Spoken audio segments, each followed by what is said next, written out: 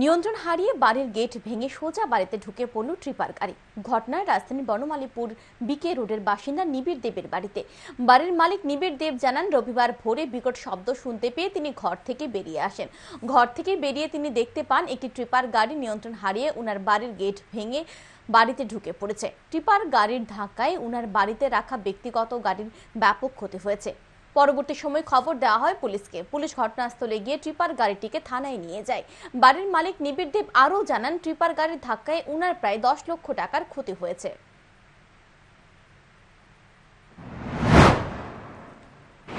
হঠাৎ করে ঘুরে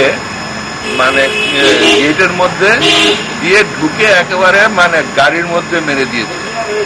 একদম পুরো আপনার স্ট্রাকচার দরজা ফরজা সব ভেঙে গাড়ি একদম চ্যাপ্টা।